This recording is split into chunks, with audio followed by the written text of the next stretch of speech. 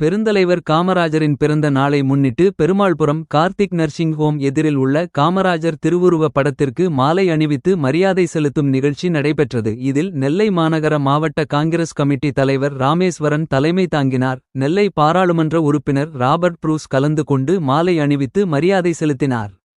நிகழ்ச்சியில் காங்கிரஸ் கட்சி நிர்வாகிகள் உள்பட பலர் கலந்து கொண்டனர். தொடர்ந்து பொதுமக்களுக்கு நலத்திட்ட உதவிகள் இனிப்புகள் வழங்கப்பட்டது. நிகழ்ச்சிக்கான ஏற்பாடுகளை 51வது வார்டு தலைவர் இசைவளன், 41 வதுவார்டு தலைவர் பாக்கியராஜ், 40வது வார்டு தலைவர் அருள் வீரகேசரி, 42வது வார்டு தலைவர் இளங்கோ சாலமன் ஆகியோர் சிறப்பாக செய்திருந்தனர்.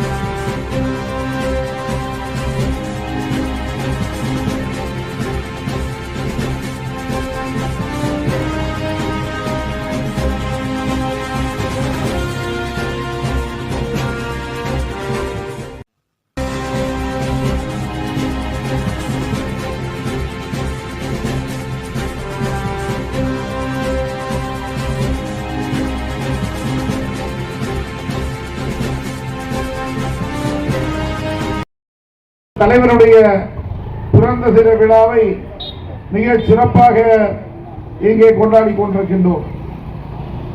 123வது பிறந்த தின விழா இன்றைய தினம் தமிழக மாவட்டத்தில் மட்டுமல்ல, தமிழகத்தில் மட்டுமல்ல, இந்தியாவில் மட்டுமல்ல, உலகம் முழுவதும் கொண்டாடப்படுகின்ற ஒரு மகத்தான தலைவர் பெருந்தலைவர் காமராஜர் அவர்கள்.